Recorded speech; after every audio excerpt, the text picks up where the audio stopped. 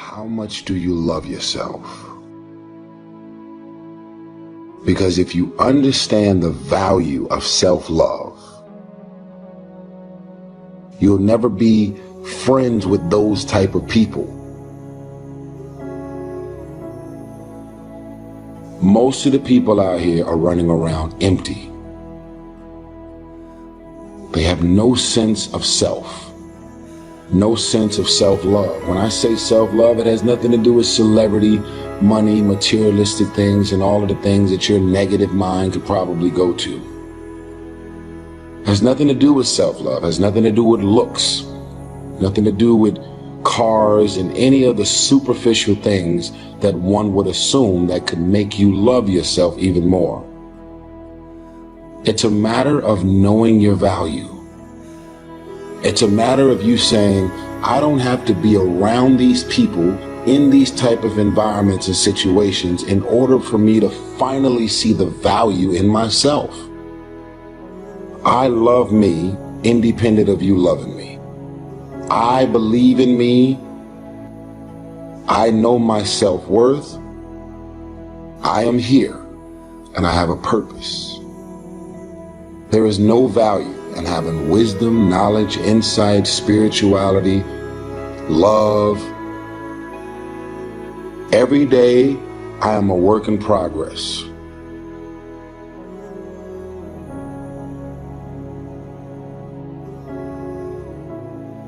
A person who can forgive nothing is a person who's totally destroyed psychologically and emotionally.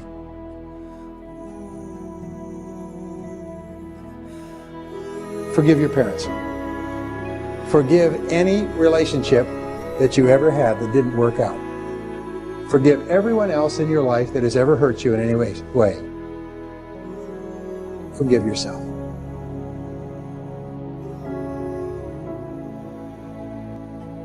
Forgiveness is giving up the hope that the past could be any different. I think for myself, and I know many of you, you think forgiving means accepting what has happened to you.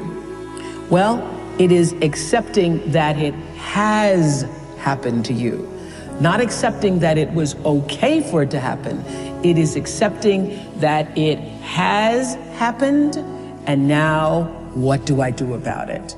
Forgiving is giving up the hope, not holding on, hoping, wishing that it could have been any other way than it actually was.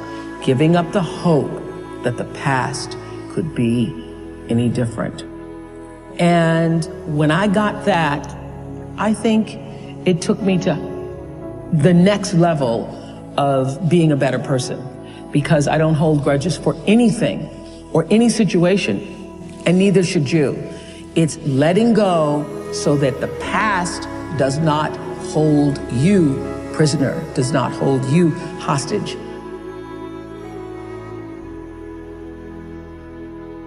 See, life is cyclic.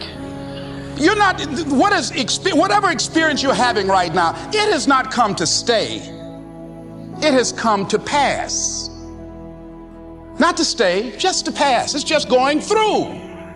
The biggest challenge is to know what's happening. This is a part of this thing we call life. This too shall pass. And maintaining perspective, putting it in perspective. You have to be willing to break from the past to have the future you so desperately desire. You have to have the courage to allow yourself to honor the past as it was, to forgive those who need to be forgiven, to forgive yourself, and to acknowledge that everything led you to this point now. Everything. Let it go and begin to focus on developing myself. And I say to you, you're going to have people to do things to you. Things are going to happen to you. And the most important thing to do is to harness your will and let it go and move so you can grow, so you can get on with your life.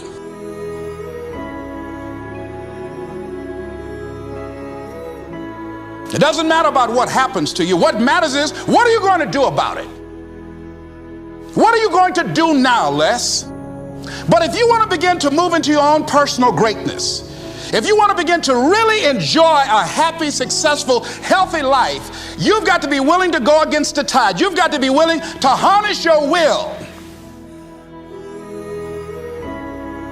So as you're in the process of reinventing your life, write a description of the kind of person that you want to be. What are the things that you must overcome? What qualities about your personality you know that you're going to have to change because those particular characteristics are liabilities to you? What are your assets? What are your strong points? Look at and evaluating yourself to make that determination. Other thing is that in order to get out of a rut, we need some coaching. Find some trusted critics. People that you know care about you and love you.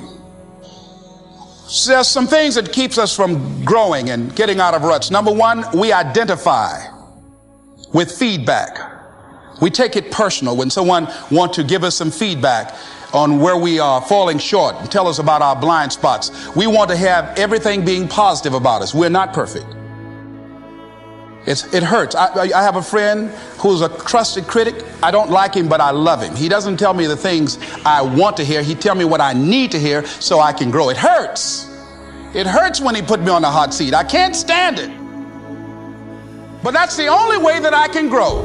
And I'm glad that he loves me enough to risk our friendship to tell me what I need to hear, not what I want to hear.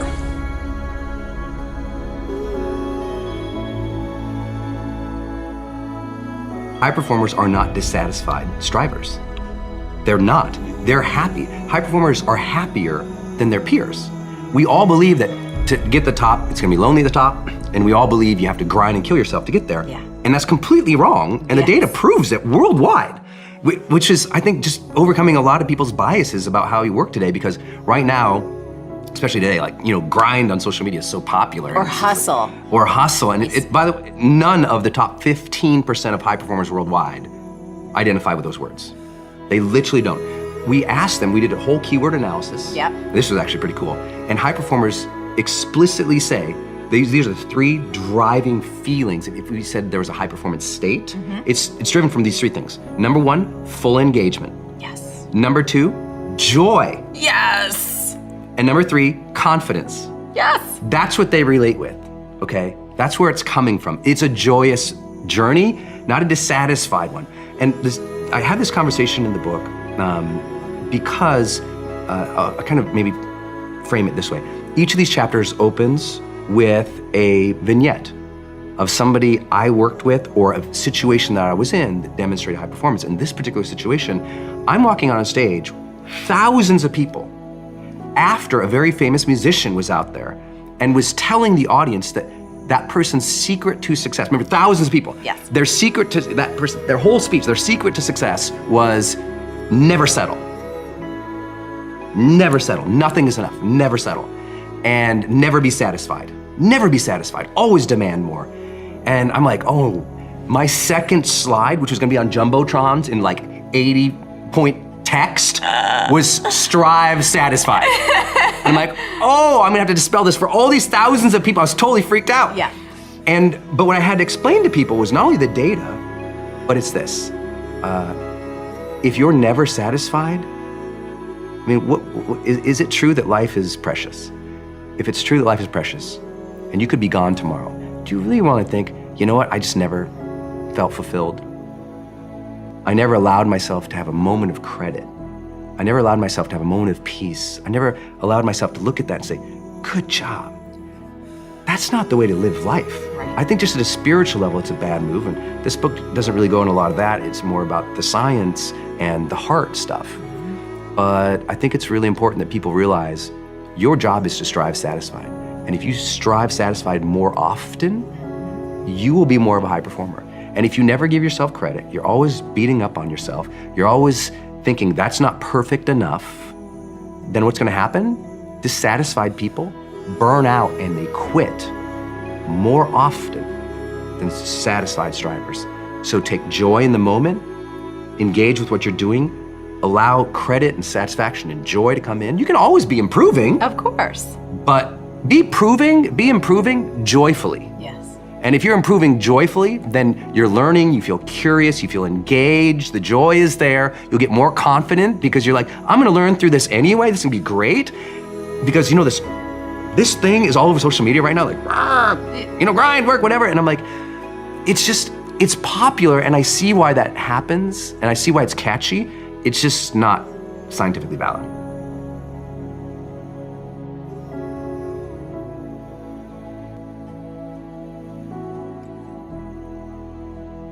Stop scaring yourself. How often do you terrorize yourself with your own thoughts? You get into absolute terror, and it's only coming from your thoughts. Nobody out there is doing a thing.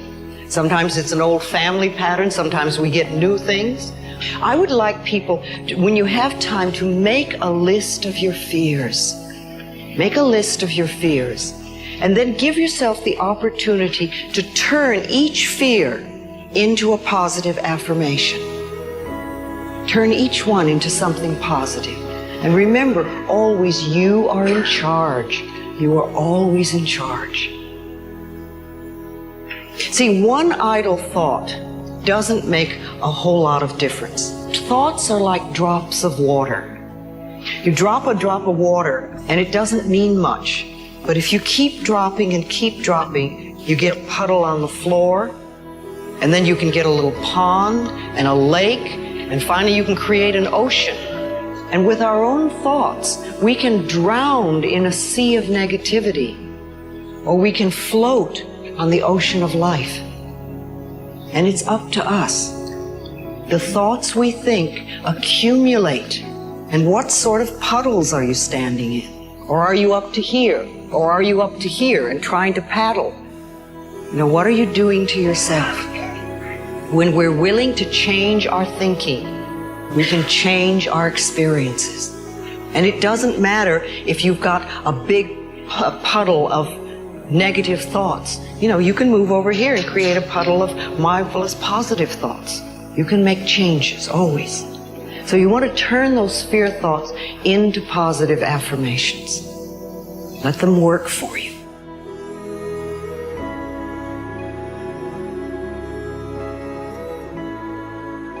When we think we are unworthy, it means that for some reason we believe that we have to prove we have a right to our space on the planet, in life, as we are, being who we are. And that means that we will do all manner of wonderfulness to prove we deserve to be here. And usually, some of the common things are we overcommit, overgive, we overdo, we over-excuse, we overcompensate, and we stay in difficult, desperate, hurtful, harmful situations much longer than it is wise or productive to do so. Worth. What it is that you expect from the world in response to who you are is very different from value.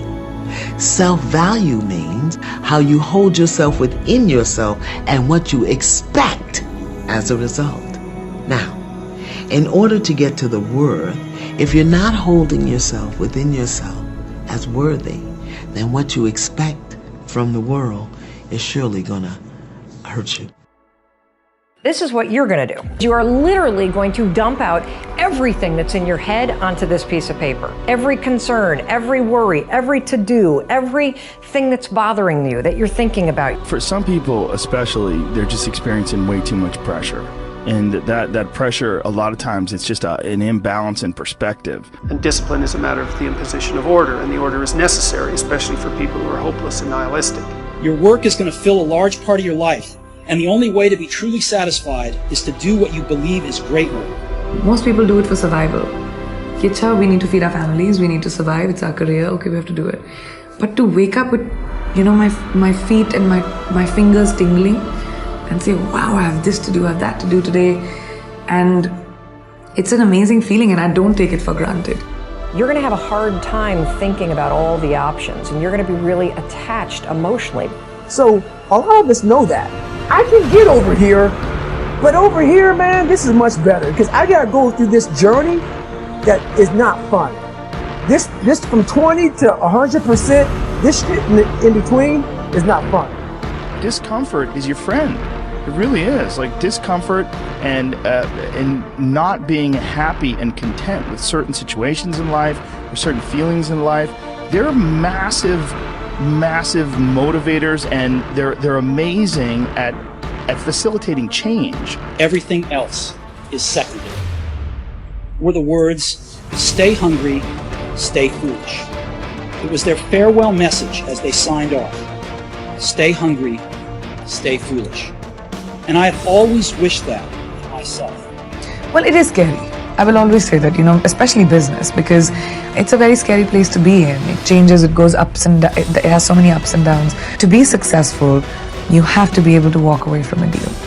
You have to. If you want it bad enough, then people are going to give it to you at petons, If you think it sucks when it's bad, you have losing pessimistic DNA. And if you think it's awesome and phenomenal, you have optimistic winning DNA. And I believe that to be true. And so that's where we're at. That's why people gotta understand what is in us. We have no idea until we start trying hard. Is it as enjoyable as it can be? And we all know that there's a spectrum for that enjoyability. Like we've all had times in our life where it's not been so great. And then times in our life where everything came together and like, what a fucking great day, woo! Like, make more of those. And the discipline part, you don't hear a lot about. That's the things people do when nobody else sees. That's when you win.